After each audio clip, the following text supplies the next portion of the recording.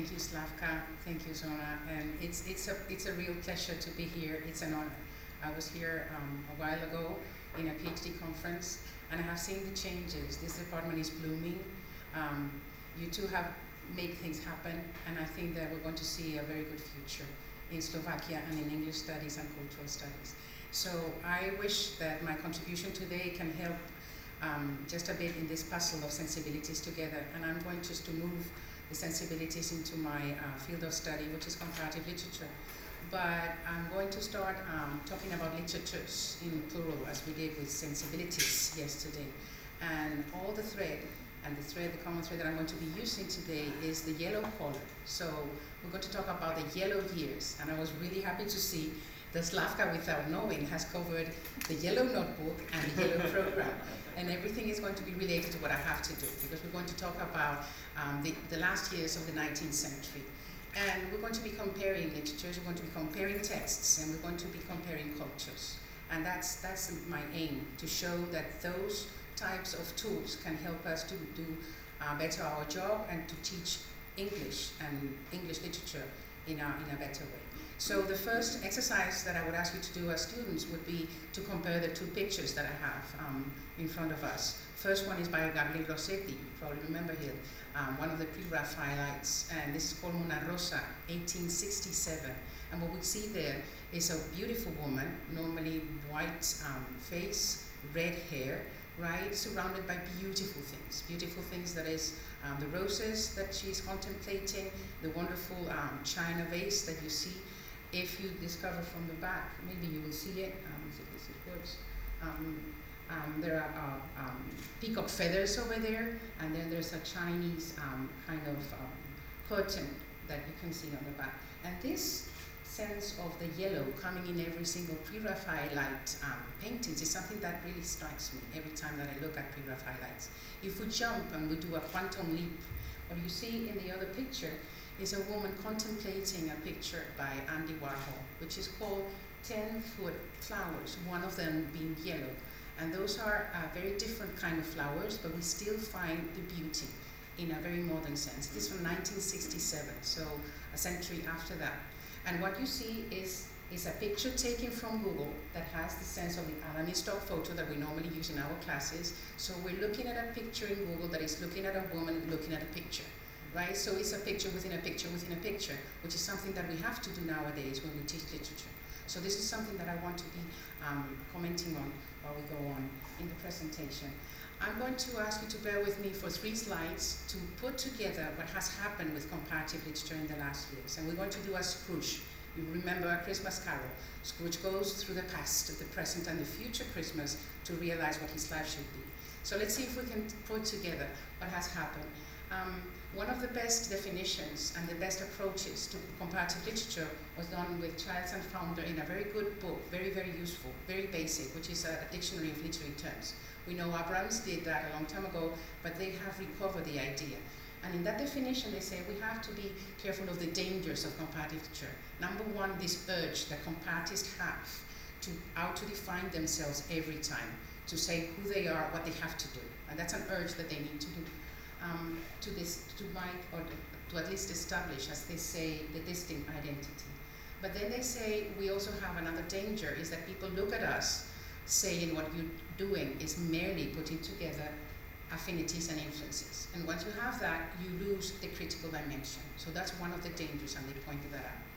And if we have to go back to history in the past, one of the best documents was in 1995, the so-called report Bernheimer. Charles Bernheimer put together what was happening in the States. And he said, let me analyze what has happened in the second half of the 20th century. And he said, this is what happened. We find the hyphenated comparatist. So every time you look at comparatist people, you say, I am an English professor, but I'm doing comparative literature. I'm a French specialist, but I'm comparative literature. And we found that that's how it started.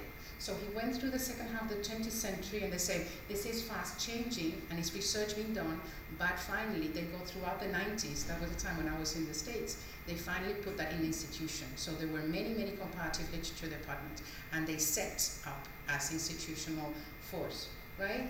And then of course Spivak comes and said, well, maybe we have problems and crises, so is this the end things happening that are going to bring to the end comparative literature discipline. And the author said, basically we need to have in mind the other, the famous other, which is a category that everybody uses. And she says, if you want to teach literature well, what you have to do, and she was thinking obviously about post-colonial literature, look at the other, try to find inclusiveness, try to put together everything that we have in order to understand. She uses the term planetarity, which is a very utopic term. Try to find literature in the sense of a global way of understanding everyone. Either the other had to be inside our studies, right? So that would be the past. What happens if we move now into the present? I have to say that this man, Villanueva, I'm happy to see him here. This one. Darío Villanueva is one of the best names now in comparative literature in Spain. He was a rector in Santiago de Compostela, and he put together in 2015 a very interesting book with this other professor, Dominique Sansauci, and they start giving more categories, right? So they talk about interliterary theory, that is, you get within literature, and then you find links with other texts, and they use this one, inter-artistic comparison. That is, you look at art, right? Not only literature, but you're going to look at different angles. And that opened up somehow the studies of comparative literature. Then there is this very late 2017 article by Tosotosi. And he talks about comparative literature and neighboring fields. And he established boundaries, something that I don't like. And he said, okay, when you talk about comparative literature, you should have comparative literature on one side, he said, and maybe, whoa, this big long list of names. So what do we do with word literature, cultural studies, and comparative cultural studies? And he said, the difference is, one is a discipline, and the other one is a field of studies. So he said, this one is discipline because it has global history, intellectual relevance, and institutional presence, which is true. But he says, the other block has intellectual relevance, but, he says, limited institutional presence. And I would disagree with that, because if you heard María José yesterday, and you heard Igor yesterday, and you go to Spain and you see Sara, or you see Ballesteros, or you see people that we know, or people in Ruben in the north, we know that this is coming up, and it's established now as a discipline. If you come to Slovakia, you find that Sona and Slavka are doing a very good job. So we are becoming present, right, as institutions and as groups. And he said, okay, if you want to get more boundaries, you could have the difference between comparative literature and word literature. That is, those are the studies that focus only on literature. And he said, the difference is that the other rest, cultural studies, comparative cultural studies, they take literature only as several areas of studies. And again, I would disagree. He said, like, if you forget about categories, if you forget about pigeonholing things, then you can see the text with lots of angles, and it will give you a richer sense of literature, right? So if this is the present, what would happen to the future? And I'm just going to give you an example, right? The last call for papers that these people did, this literary and digital culture topic, it's going to be presented from an Indian institute, right, that is happening from the 1975, and they're putting together a special journal. And they're going to be talking about electronic literature. So what do we do when we have to talk to our students and talk about electronic literature? What's that? They talk about the e-literature now. They talk about things that will not have boundaries anymore between literary and digital culture. We have to deal with the fact that we're going to have this name coming up more and more and more as we move into the future, right? They talk about digital narratology. I have been in a thesis recently about digital narratology, and they say this is the type of book in which you can get maybe, I don't know, Harry Potter, and you make your students read that, and they're going to write sequels to the Harry Potter, and they become very, very famous. There's one big hit bestseller for juvenile literature now in Spain, and the author is called Blue Jeans. And this Blue Jeans sells like crazy, bestsellers. And it goes for adults, and it goes for adolescents, and it's getting very, very good for adolescents. And he started in a blog, and he became so popular that his books are now one of the first ones that our kids will read, okay? So we're going to face that, right? And we're going to face problems that are going to be telling us what to do. How do we get text? Which is the text that our students are reading? The first one, the second edition, the third one? Is it the real one that you're reading? Or did you take that from Google and you're not very sure about that? Right? So those are problems that I think are part of comparative literature that has to be seen within a very global sense of literature. So, what do we do when we teach? If I have to teach literature, if I have to teach literature, what do? Do I call it comparative literature? Do I talk about the word literature? Or do I have some sense of cultural dimension of literature? And let me tell you my problem. This is what I did when I was at the University of Huelva. I had to teach a course that was called English Literature 1 in the second year, and I had to cover all the Victorian area, all the way to comparative literature, 15 weeks. So I started with the Diary of Queen Victoria, then I read how Thackeray laughed at the exhibition in 1851, then we covered Disraeli, then we mentioned Carlyle as the intellectual, then we talk about Oliver Twist, then we compare Oliver Twist with Middlemarch, then we move into the pre-Raphaelites, then we cover the modernism, and we ended up with the first page of Midnight Children. And that's a lot. Now, what did I want my students to do? Do I want data? Do I want to give them just texts? Or do I want them to feel the sensibility of each of the period, right? Of each of the texts in the period. And I'm just going to focus on what I did for chapter 3. And all my students were like, why would you use French for that? And I said, because you need that category. Because if you understand what happens at the end of the Victorian period, you will understand that we need this. So my students need to know some French in order to understand what happens in the 80s and the 90s, right? And in that sense, I had to cover the pre-Raphaelites. They needed to read the Woodsburg, right, that Rossetti. They needed to read part of the Blessed Damozel, right? They needed to see arts, right, and the artistic products at the same time as I had to give them the headlines of the aesthetic movement. And did I use the text? Yes, but I needed very, very different text in order to get to the sensibility of the period, which was very, very complex. And for that, I used the color yellow, okay? And that's where we move into the yellow years and the yellow 90s. This is a very old book, 1964, from Waitrop, and he said, this is how you call the decade, right? The yellow 90s is a decade in which Victorianism was giving way among the fashionable to Regency attitudes and French influences. For yellow was not only the decor of the notorious dandified pre-Victorian Regency, but also of the allegedly whipped and decadent French novel. So from then, that point onwards, they know that French is going to come, as it did in the Victorian period, and it attacked the Victorian values that were set at the moment, right? And with that idea, yellow accompanied me all the way in order to show them what they have to learn, right? So this is what I have to tell them. This is what they needed to know when they left the class, right? I needed to tell them about the aesthetic ideology. I need to tell them that they need to write beauty with capital letters from then onwards. I needed to feel that they had the idea of you as an individual need to defend this idea of beauty and to show it in your works, as Oscar Wilde did. They need to open up the text knowing that they're going to be feeling, hearing, smelling, tasting, right? And having this smell of everything that happens in the book. That's why if you open up the portrait of Dorian Gray, the first text, the first paragraph is an accumulation, if you want, of senses that all go together. That's the best example of aestheticism, right? But they also need to know that this is the age of criticism, that it's not only novels, not only poets. Ian Small is a very good critic that says, if you want to look at the genre that really develops in that time, it will be criticism. Okay? And then they will know that this artistic view is going to be coming inside the rooms, inside the homes, because we will see how William Morris and the arts and crafts movement are going to be different, right, to understand what happens.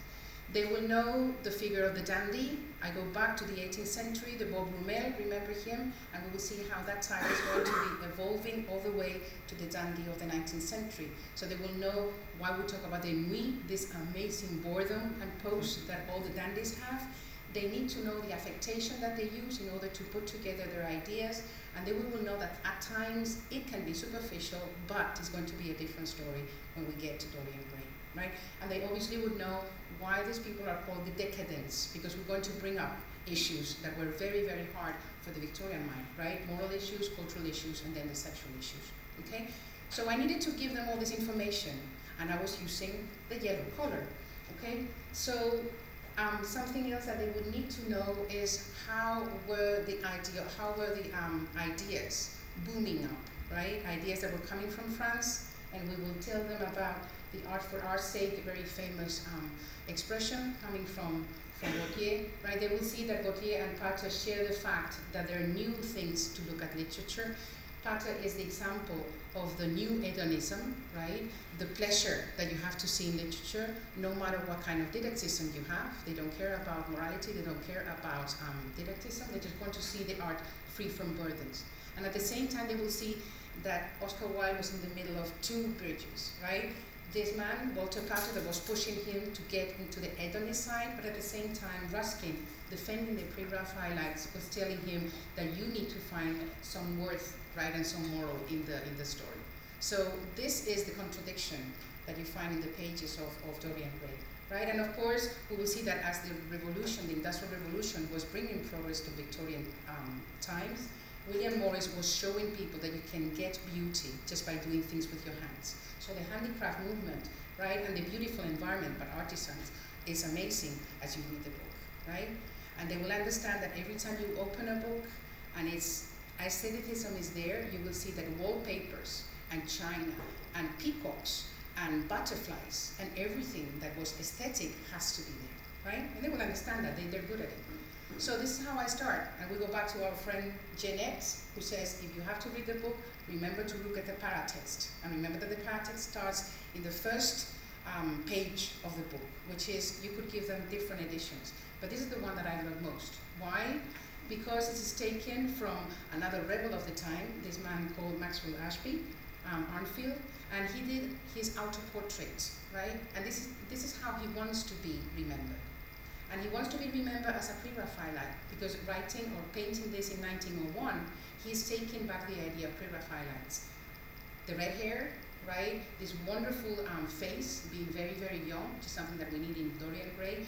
Look at the wallpaper, look at the window, look at the flowers, look at the crystal of the cup, right? And the wonderful way in which he's wearing this kind of very exuberant dresses, plus the colors, right? So that's the best way as an artistic beginning that you can do to start with Dorian Gray. And I remember to tell them, don't think about Dorian Gray if you don't know Wilde's connection with the Romantics. Remember that he wrote a poem in the death of Keats, right? And he also wrote an epigram for Shelley. So he knew what the Romantics have done, how rebellious they could be, how they wanted to have innovation. And of course he knew the pre-Raphaelites, right? And I will tell them that there are two generations of pre-Raphaelites. The first one that keep a lot of yellow, right? And that want to show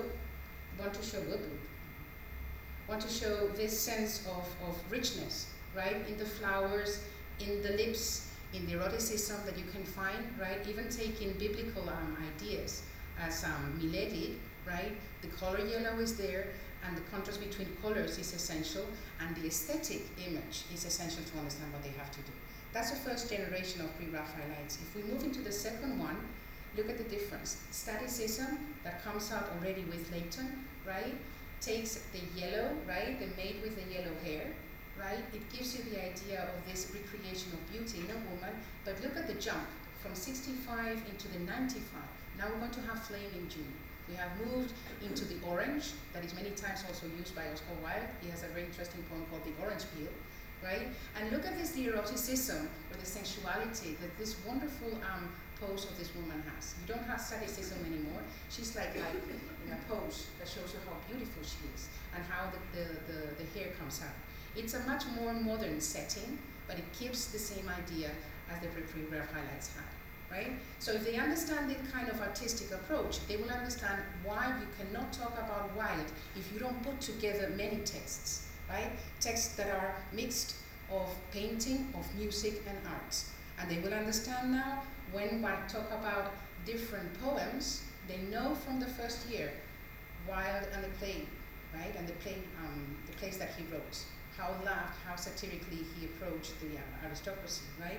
But they will understand that poems can be written in French, right? And many times have subtitles that tend to give us the idea that he's worried about the painting.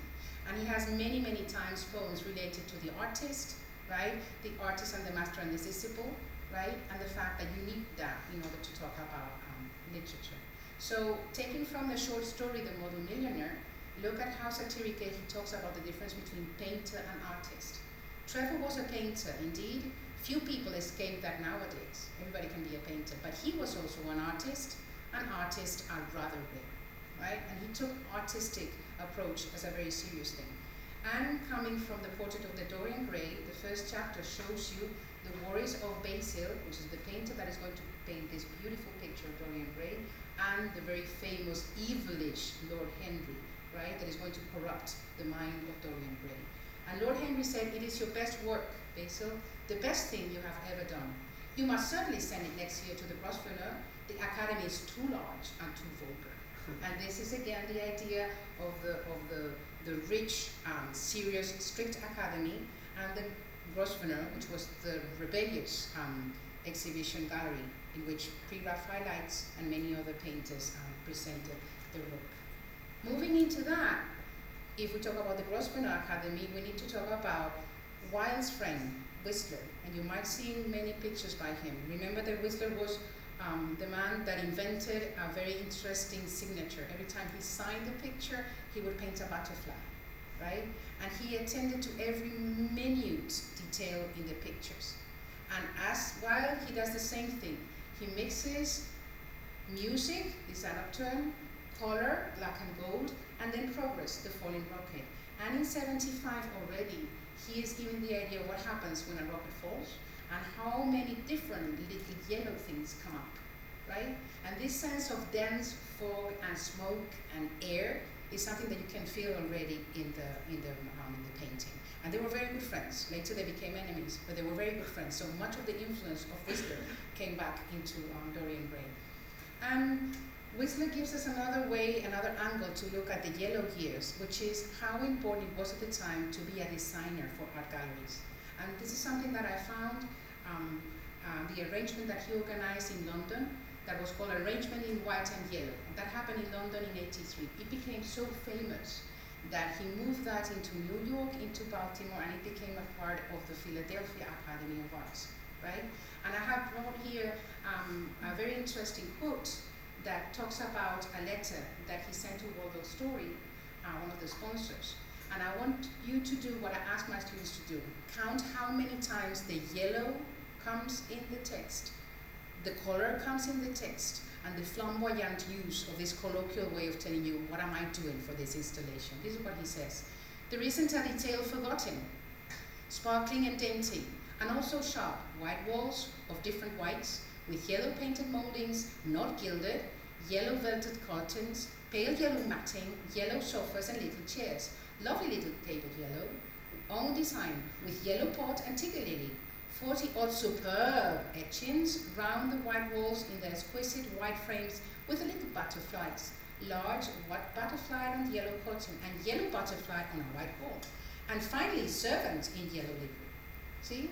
Everything is around the yellow, the white, and of course, the different sense of social dimension. We also have always servants. Remember how many servants? You could do a dissertation on servants and butlers with white, okay? So this installation gives you the idea of how William Morris and his way of art could give you that. And then before we get into the novel, I ask my students to read this.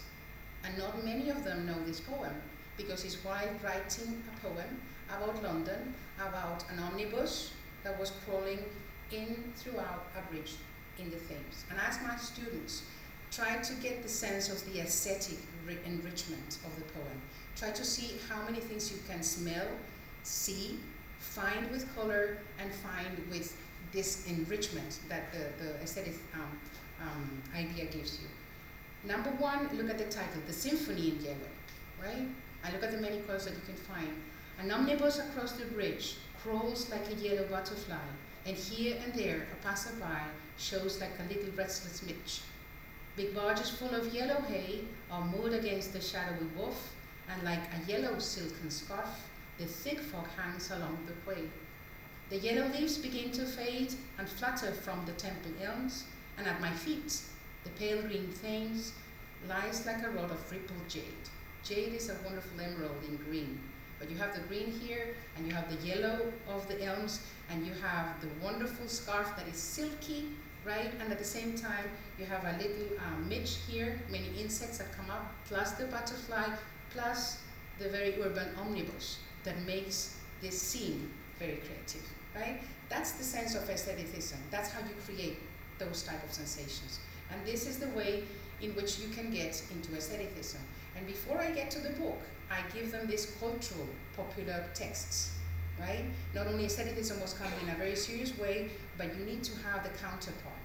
And Punch is a wonderful source of ways to see parodies and caricatures, right? This is only one of them, right? It's taken from Punch. Look at all the elements attacking aestheticism are here. Look at the name of the man, Jelabai Posilkawait, right? Which is very, very Flamboyant, right? And then you have a waiter. And it's a very interesting scene because you have everybody looking surprised at this man that has come into the pub and has asked for a glass of water. And when he gets the glass of water, this is what happens. He puts a fresh cut lily into it, and the waiter says, "Shall I bring you anything else, sir?" And he said, "No, I have all I require, and I will be doing it soon." Right? So just by contemplating the beauty of the lily, he has enough. It's like, that's the way you eat. That's what gives you food, okay? And it's obviously an obsession for this type of presentation of beauty.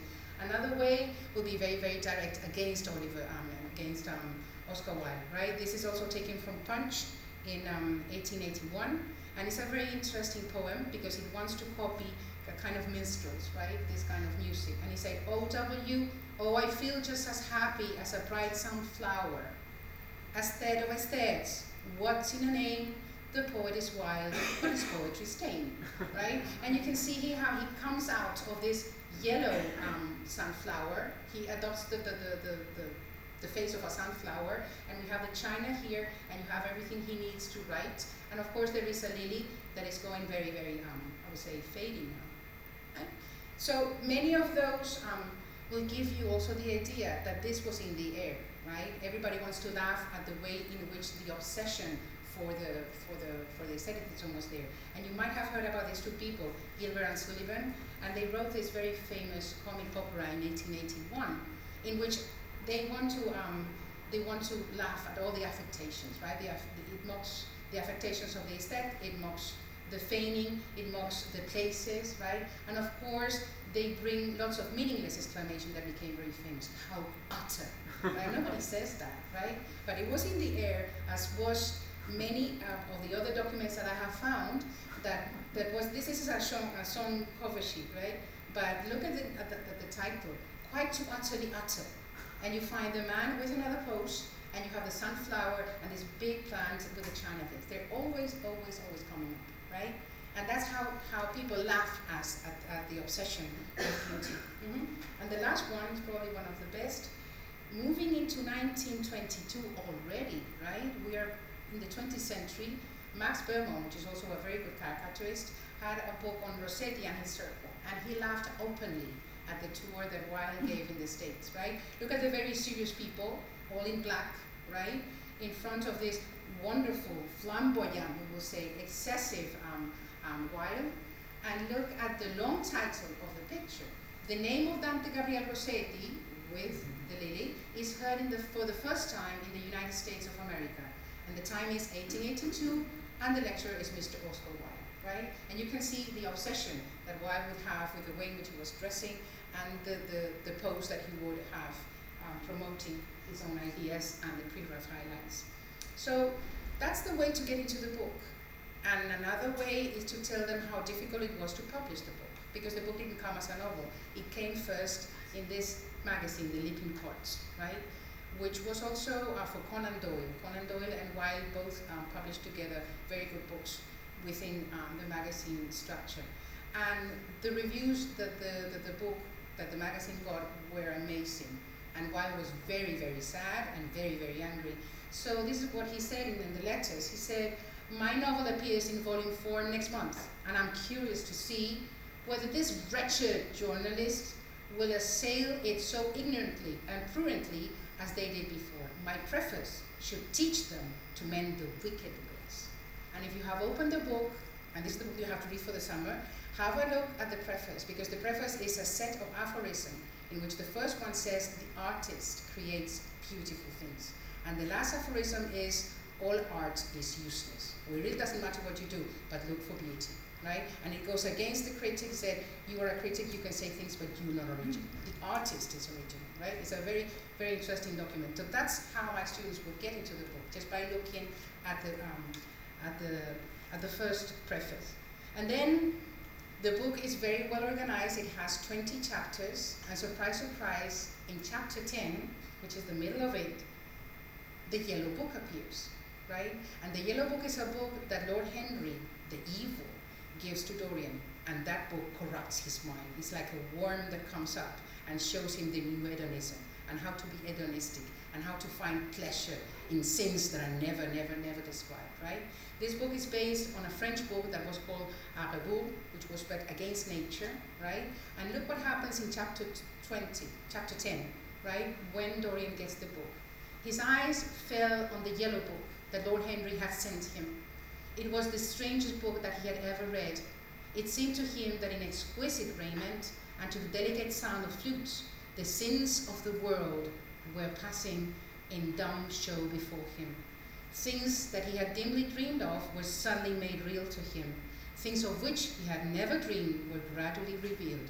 It was a poisonous book.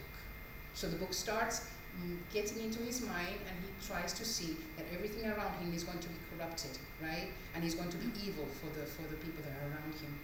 So, surprise, surprise, after the book was published, we have two very important people, and we know this man, Aubrey Beardsley, who was the artist that had this very original and personal way of illustrating at the end of the century.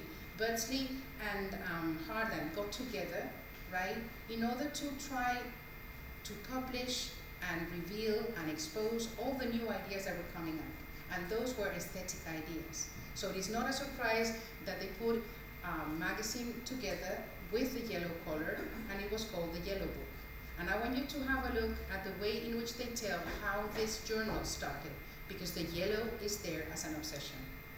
In one of the densest and soupiest and yellowest of all the London's infernalest fogs, Aubrey Beardsley and I sat together the whole afternoon.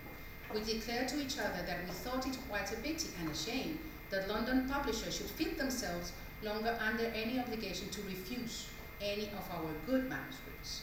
And then and there, we decided to have a magazine of our own, and the next day, we had an appointment with Mr. John Lynn. And that's how the journal started, and that's how it became famous, and that's how they got very important people writing for them. So look at the names that we have, and many of them you might remember, because our friend Henry James is there, and Arnold Bennett are there. Very serious people that were publishing at the same time as new critical innovative ideas were getting into the way, right? And it's very interesting to find the reception that this type of journal got, because you have very wonderful news and very wonderful description, like this is a drawing of merit, this is a clever study, but at the same time people hated the journal, and they called it, this is as freakish as ever. My students loved to see that the word freakish existed at the end of the 19th century, because they talk about in Spanish like los frikis, right, and they keep talking about them. So this is another way to push the yellow in a different text that is not a traditional novel, but can let you know what aestheticism was like, right? And then they get into the book, and they understand that all the characters are related to aestheticism. They know the very basic quote that everybody knows, in which Wilde himself saw him in the three main characters. Basil Hallward is what I think I am, Lord Henry what the world thinks me, Dorian what I would like to be in other ages perhaps. And what we see is the story of these three people, right? Doomed, the three of them. Basil is the example of aestheticism and morality, how he wants Dorian to repent, and that's why Dorian kills him. Lord Henry is the decadent, right? The evil side, the same scheme that we have in Faust is coming back, right? Because Dorian sells his soul, right? And all his bad sins are going to be shown in the picture, while he keeps eternal youthfulness, right? And Dorian is the aesthetic victim, okay? So they will realize what the plot and how the plot helps. And this is chapter 22. This is where Dorian has started to become very, very guilty, and that's the end of the book. That's the whole, how the whole thing finished. And sometimes I read this with my students and ask them to go slowly and to find out what are the features here that you would call aesthetic, and let's see if you learn them. He looked round and saw the knife that had stabbed Basil Hallward, He had cleaned it many times, till there was no stain left upon it. It was bright and glistened. As it had killed the painter, so it would kill the past. And when that was dead, he would be free. He would kill this monstrous soul life, and without hideous warnings, he would be at peace. He seized the thing and stabbed the picture with it. There was a cry heard and a crash. The cry was so horrible in its agony that the frightened servants woke and crept out of the rooms. And my students know that there are Gothic signals here, and they know that there's morbidity, and they know that the end of the plot is here. But they have realized that many times throughout the lines, they see this sense of having color, the glisten of the knife, right? The smell of the opium when he goes to the opium dens, right? All the things that make the book an aesthetic one, right? And that's why they would realize that you need to know more about London. Peter Ackroyd, if you know him, is a very good critic, and he loved the book. And he loved London, and he said, the best character in the book is the city itself. Because you see what happens in this film this year. It's a yellow, right? It's a yellow London. And you can see that in the many, many descriptions that are done. The grey, monstrous London of ours, we talk about that. I should ask you to read the beginning and the end and see what you see there for the yellow traces. I would ask you to get a good look at the interiors of the houses, which is amazing, right? And how little we see of the awful industrial London, because we see other parts. You see the aristocracy, and you see the servants, and you see the prostitutes, right? And you see the Chinese people in the opium dens, at the same time as you see London in two sides that are very conflictive and very different, okay?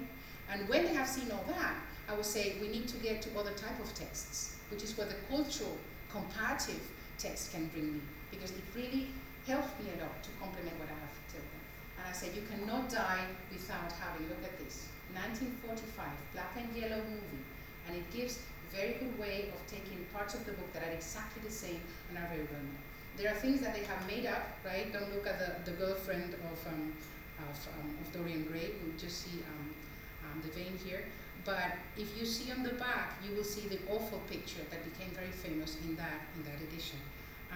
It was the first time in which we saw that the picture was taken, and it became very famous, right? This is the beginning of the portrait, and this is how we see it at the end. All the horrors, all the sins, all the corruption that was in the soul of Dorian Gray are transferred in the picture that he wants to kill at the end. And by killing the picture, he kills himself. Okay, and this is the way in which my students realize the horror of the sins of Dorian Gray. Plus, I asked them to do another quantum leap. See the difference between that type of text and this one that comes up in 2009. And this is the generation that knows the vampires, and they love that type of aesthetic. So they see that many of the levels of the vampire series are coming in here.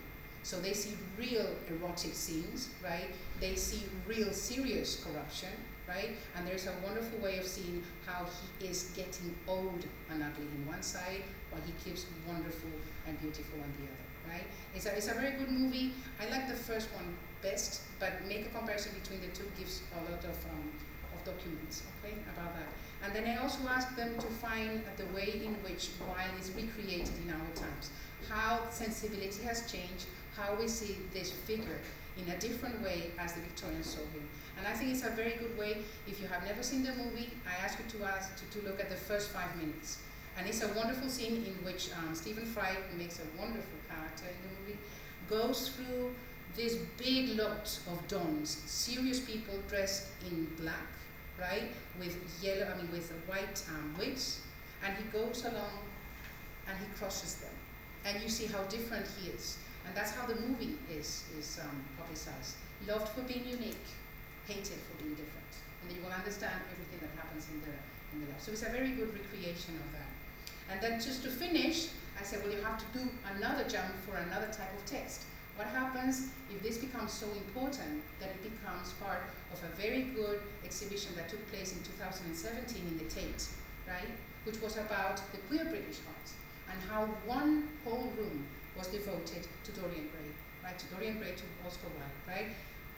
Curiously enough, that room was called Public Indecency.